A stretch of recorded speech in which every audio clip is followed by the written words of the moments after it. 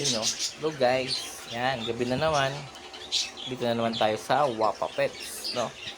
So, every night I try na mag-live, no, sa mga random things naman na ginagawa ko dito sa loob ng aking ibonen, no. For today's video naman, it's about hand feeding, no.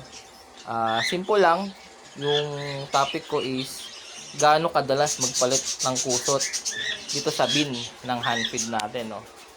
Gaano kadalas mong palitan, then ano yung dito yung nakalagay sa bin ko, bakit mayroong parang strain dyan, no. So ano yung purpose ng paglagay natin yan, saka gaano kadami yung kung ilang cc ang dapat ipakain, tapos every ilang hours. So parang tatlong topic yan, isa-isahin natin, no. Sa first topic, kung gaano kadalas magpalit ng kusot dito sa hand feed bin mo. Kung kaya mo magpalit ng everyday, mas okay. Pero usually sa akin, depende sa dami ng ibon. Halimbawa, kung tatlong ibon na to, malakas kumain. Syempre, yan, kung mapapansin nyo, yan, tae siya ng tae. So, mapupuno yan, mangingitim. Pangit naman tignan kasi pag masyado nang madumi yung bin mo, syempre, di ba? Marami ng tae, kakapit dito sa paa ng ibon mo. Halimbawa, ito, yan, kumakapit dyan. So, minsan nililinis pa or kumakapit sa paa nila yung mga tae.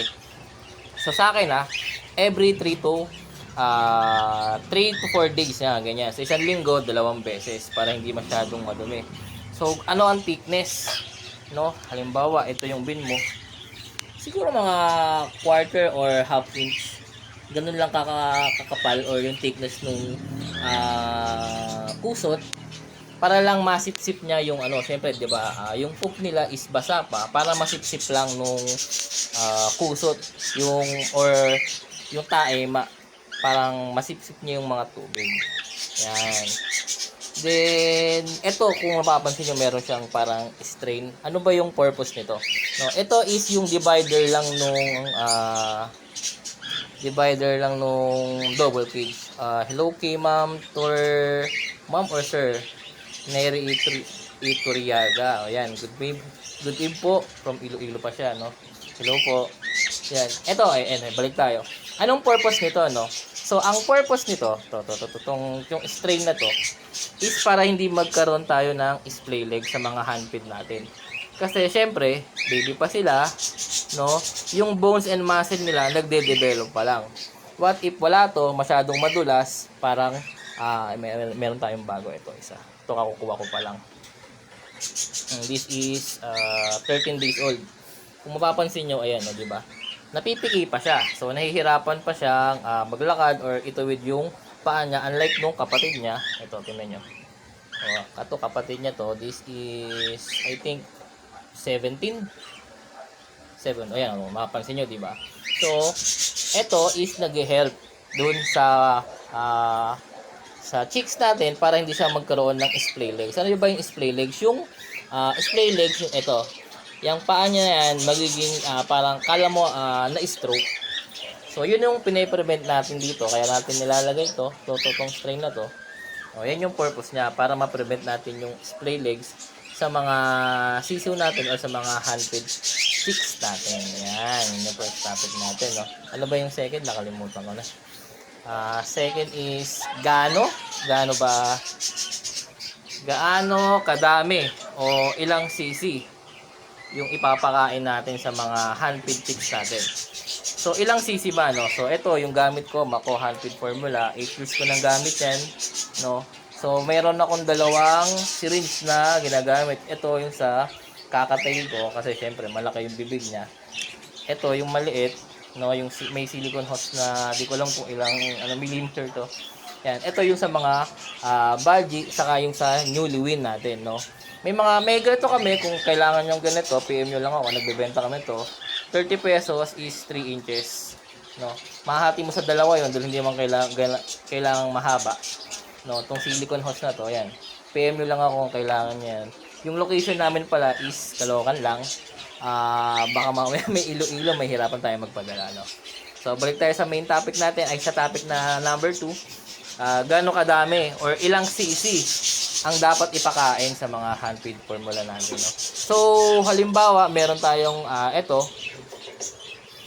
Usually, nag-hand feed ako 2 weeks old pataas. No? So, mga 14 days old siya. So, 14 days old hanggang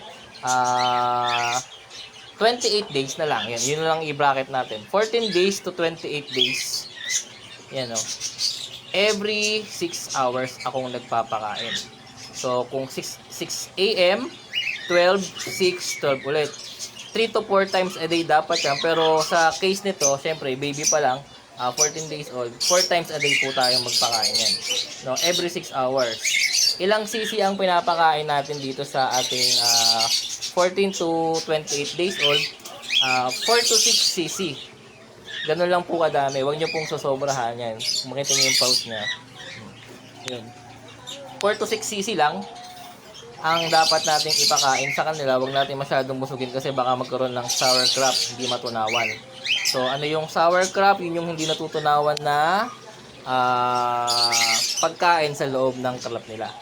No, pagdating ng 6 natin, 28, 4 to 6 weeks old, yan.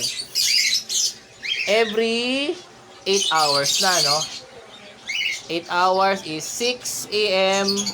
then 2 p.m. tapos 10 p.m. Ilang cc? 8 to 10 cc na po ang pinapakain natin din. Yung sa akin this is based on my experience sa pag-iibon, yung mga binibigay kong tips sa inyo, no? So, yun. 4 to 6 weeks, 8 to 10 cc na. Tapos, pag 6 weeks na, medyo matanda na siya, syempre, 2 times a day na lang tayo magpakain, 10 to 15 cc kaya na lang kumain. Every 12 hours na yun. Yan, kumain niya. Ito yung mga Eurobudgie natin, no? So, halos yung laki siya ng kakatail.